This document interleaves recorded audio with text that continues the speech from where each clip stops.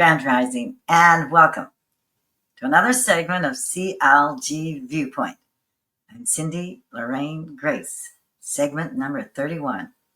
Well, today is Wednesday, March the 5th, 2025.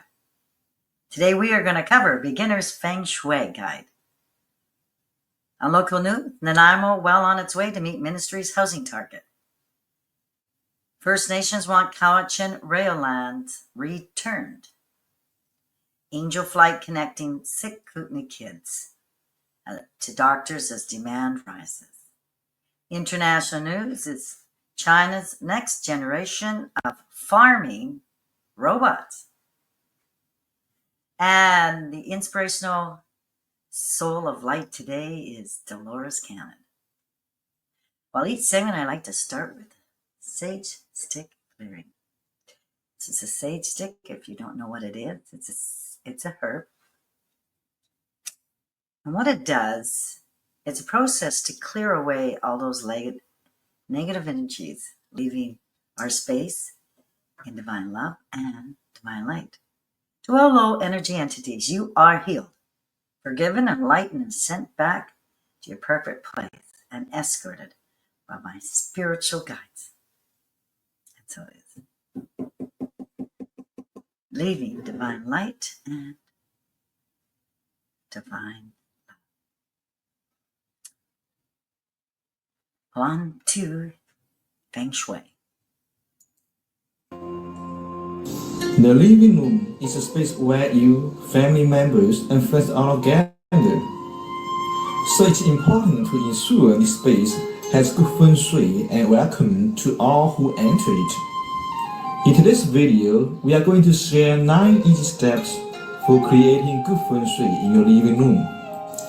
All it takes is a little decluttering and balancing of elements in the room. Number 1. Clear the space. Space clearing is always an important step in creating good feng shui. The living room is especially important to space clear because it's one of the more public areas of the home. Number 2. Air it out. A super easy way to clear your living room is to open up all the windows for a minimum of 9 minutes. 9 is the most auspicious number in Feng Shui. This allows for any old and stale energy to leave and make room for new. Number 3. Declutter your stuff. The truth of our modern times is that we have way too much stuff that accumulates in our spaces. All the clutter in our home mirrors the overwhelm, stress, and hectic business of our everyday lives. You don't know if the living room needs a major overhaul or if it's just a couple of things that need tidying up. Figure out what is appropriate for you and make some space. Remember, not every corner needs to be filled up. Number 4. Make good use of the bagua. Overlay the Feng Shui bagua energy map on your home to see which of the 9 areas corresponds to the location of your living room. You can then use the qualities of this area to enhance the Feng Shui of your living room. An easy way to do this is to apply the color of the area. For example, if your living room is in a helpful people area, you can use the color gray to invite more benefactors into your life. If your living room is in 2 bagua areas, it's a bonus. Number 5. Balance the 5 elements. The 5 elements are a Taoist system that uses the cycles of nature to inform and balance our health and well-being. The 5 elements are earth, metal, water, wood, and fire. An easy way to bring good feng shui into your living room is to include something from each of the 5 elements in your space. Number 6. Meaningful color. Feng Shui color theory and symbolism relates to the bagua map as well as the 5 elements. Therefore, color is used in Feng Shui to enhance or support particular areas in your life. It's important to honor your intuition. If you are attracted to a particular color, go for it. If a color doesn't feel right to you, pay attention to that. If you listen carefully, you know what is you need. Number 7. Make space for each inhabitant. Since the living room is a space in the home that is shared, take a careful consideration of the furniture. Make sure there is a comfortable seat for each member of the household. Each person in the home should feel welcome and accommodated. It is also ideal to arrange the furniture to invite conversation and interaction. This means having seating that faces each other. If possible, when seated, minimize having anyone sit with their back facing the door. Number 8. Fill your home with plants. Living green plants bring life energy into your home. It's a super simple way to bring good feng shui into your living room. Be sure to provide enough light, space, and water. Number 9. Feng shui your art. Art is a personal thing. As far as the feng shui of art in the living room, keep in mind these 3 points. First, you can bring in meaningful colors of the 5 elements through an image. For example, a fiery red painting invokes fire energy for passion and visibility. Second, if possible, avoid art that's emotionally charged or that has a history with you. Finally, don't hang the art too low. When the artwork is low, the energy will also be low and lead to depression. Hang the art at the appropriate height for the space and the size of the piece.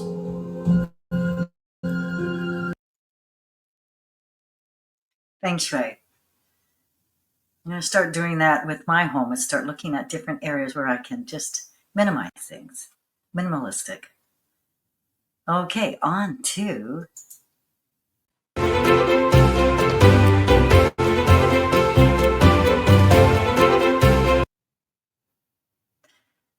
local news. Nanaimo well on its way to meet ministry's housing targets. City approved permits for 582 housing units over a 6-month period. Written by Jessica Durling, March the 4th, 2025. And the Ladysmith Chronicle. Nanaimo's on its way to meet its annual target for new net housing, according to a report by city staff. According to Jeremy Holm, the city's director of planning and development, speaking at a meeting on Monday, February 24, the city approved development permits of 582 units during the second half of 2024.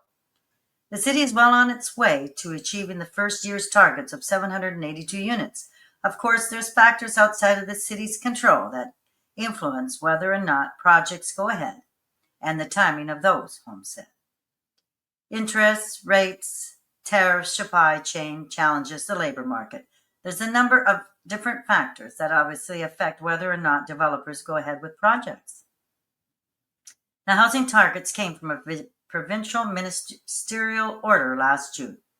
As a result, the city is required to meet fixed housing unit approved units numbers from 2024 to 2029. A combined 248 of the housing units out of the 582 approved in Nanaimo and in the second half of 2024 came from 2 rezoning applications that were approved. In his report, Holm noted that the length of time between building permit issuance and completion can vary significantly, depending on the size of the development and the scope of the project. After the development permit is approved, an applicant can proceed to the building permit application stage. We've actually approved occupancy for 582 units, but there were a little more than 40 units demolished in the same time period to make way for the new units. The next progress report will be presented to Council in July, covering the full year report period.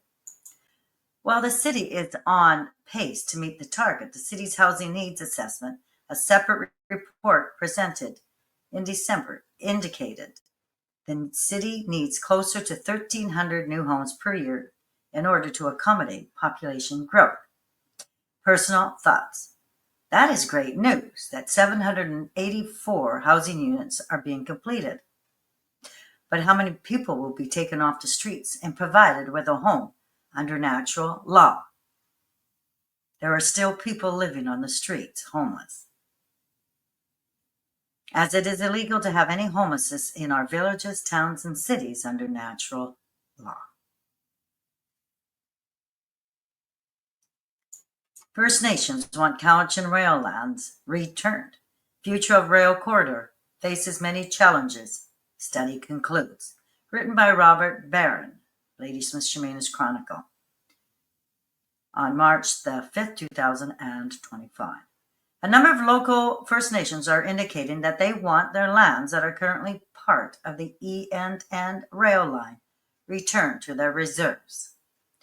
The Stantec Consulting Group presented a comprehensive report on the section of the 220-kilometer rail line that runs through the Cowichan Valley at the CVRD's Committee of the Whole on February 25, 2025. It included consultations with First Nations that have parts of the rail line on their reserves and what they would like to see in the future.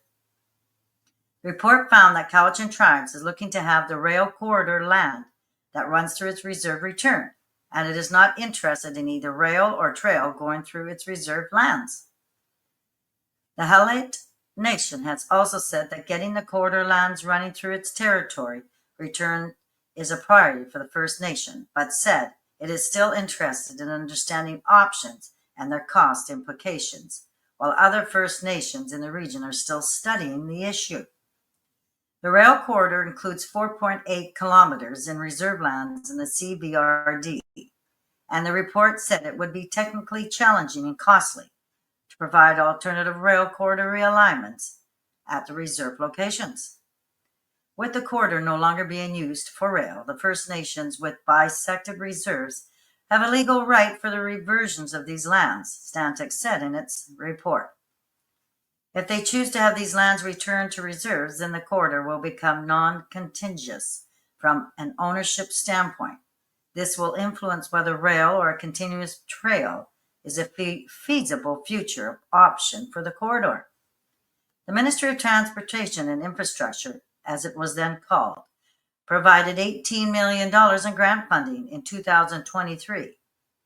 That's $18 million in grant funding in 2023 to the 5 regional districts and 14 First Nations located along the rail corridor that make up the Island Corridor Foundation to develop a shared vision for the rail line. And the CVRD received $600,000 from the funding towards the project, some of which was earmarked for Stantec's study.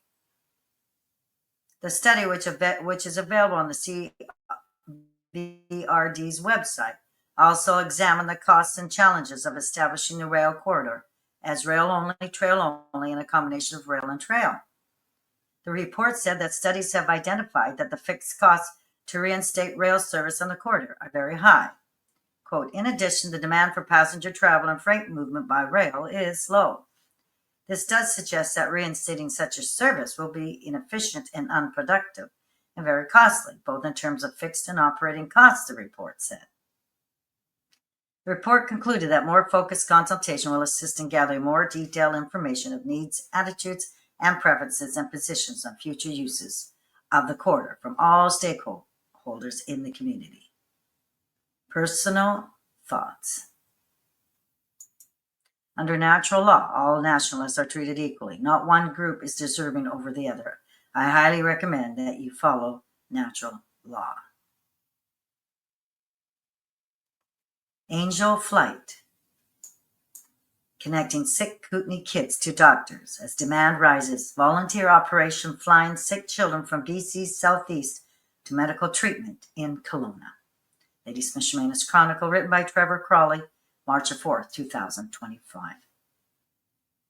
Nikita Elliott is well aware of the challenges in traveling from the East Kootenay to Kelowna for specialist medical appointments for her daughter, particularly during the highways network of the BC interior in the winter. However, the last trip she made earlier in February was in the skies thanks to Angel Flight East Kootenay, a volunteer-run nonprofit organization that flies East Kootenay medical patients to specialist appointments in Kelowna. It was the second time they've utilized the volunteer service after taking their first flight in November. The drive to Kelowna was taken about 10 hours just with frequent stops with the toddler, said Elliot. My mother-in-law mentioned the idea of Angel Flight for the winter travel, just because it's not really safe to do those long trips frequently in the winter with a toddler. I reached out not thinking that anything would come of it, and they've just been so amazing and helpful. Since last summer, Elliot's daughter has been seeing a pediatric ophthalmologist for strabismus, which is essentially a misalignment of the eyes. Angel Flight East Kootenay is a unique service in the region, as it is a completely volunteer-run service that provides direct flights, mostly from Cranbrook, but can accommodate other East Kootenay's locations to Kelowna, where patients can access specialists who are not based in the Kootenays. It was a pretty cool experience, said Elliot. They're just so very welcoming. Founded by Brent Bitston, a retired commercial airline pilot, the organization has grown to include a number of volunteer pilots, while the organization has also purchased its own aircraft thanks to generous personal and corporate donations, as well as support from the regional district of East Kootenay and the provincial government. The first flight took off in 2019, and 5 years later, the number of flights and patients transported to Kelowna continued to grow. 2024, the organization flew over 1,000 patients, growing exponentially from the previous years that included 570 people in 2022 and 654 in 2023. As a volunteer nonprofit, the organization is constantly fundraising to support ongoing aircraft operational costs, such as maintenance and fuel. My personal thoughts. Under natural law, we have implemented med beds into our communities. Yes, implemented med beds in our communities. This will solve all issues regarding health challenges, travel, flights, accommodations. Who and why is the med beds being kept away from the people? Who's stalling this process? It is time to follow natural law and roll out those med beds as instructed under the natural law. And so it is. International news. China's next generation of farming robots will soon change the whole industry.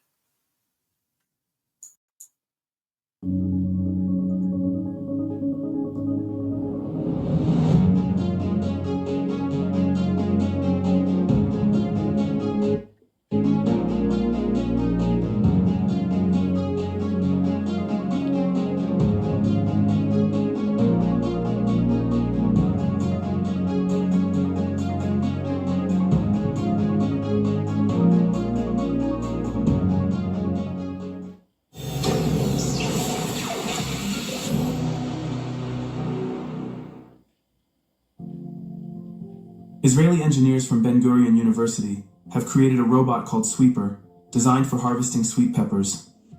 The robot moves along rails, carefully scans the fruits, and can automatically adjust to the height of each plant.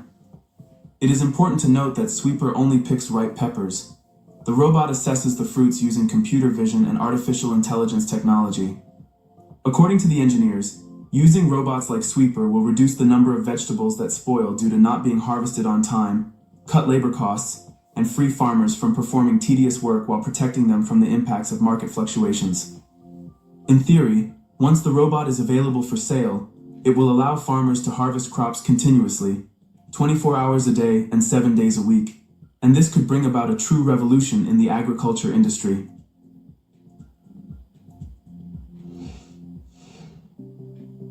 Researchers at Wageningen University have developed an unusual robotic manipulator designed for harvesting gerberas. The robot has been in development for over a year and has undergone several improvements, although it is still unclear when it will reach the market. The robot's operation can be briefly described as follows. An overhead camera detects flowers that have fully bloomed and are ready for harvesting. The robot's arm, equipped with a specialized mechanism, approaches the stem just below the flower and moves down to its base, and the mechanism then cuts the stem at the base and transfers the cut flower to a holder. The robot's main task is to accurately locate the base of the stem. It determines the flower's position using a special camera, and the robot's arm then moves about 4 centimeters below the flower. This is the only place where the stem can be, allowing the gripper to easily slide down the stalk and cut the stem more quickly.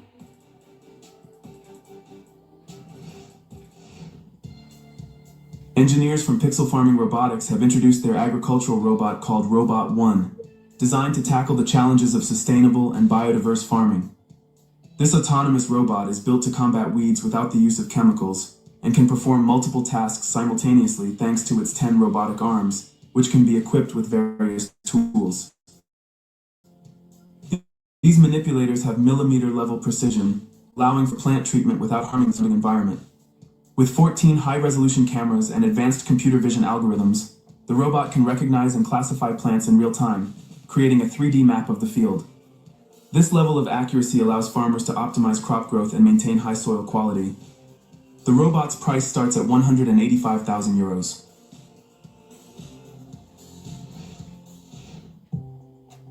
One of the most famous robots in the world, named Spot from Boston Dynamics, has learned to herd sheep, inspect crops, and even relax in the grass after a long day of work. This has been made possible by the company Rokos, which demonstrated how such a device can be used in agriculture. For now, this is just a demonstration of capabilities that are expected to be implemented in the future. Rokos intends to collaborate with Boston Dynamics to develop a software platform that will enable Spot to perform the actions shown in the video. This means the robot can help to herd sheep, check crop yields, and create real-time maps and routes. According to Rokos, using such robots in agriculture increases food production efficiency, improves crop yield assessment accuracy, and reduces the burden on workers. It's still unclear when the platform will be ready, but with the capabilities of Boston Dynamics robots, it seems very likely that Spot can handle these tasks very soon.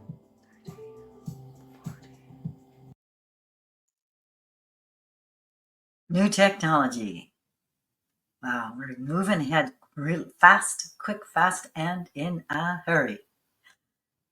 I am Cindy Lorraine Grais of CLG View Point, and I thank you so much from the bottom of my heart for you being here today with me. And if you feel compelled to, please share this forum with others. Today I'm going to share with you a video on the famous quotes of the most beautiful, inspirational soul of light, Delores Cannon. Enjoy, and we will see you tomorrow, Thursday, March the 6th, 2025. Until we meet again.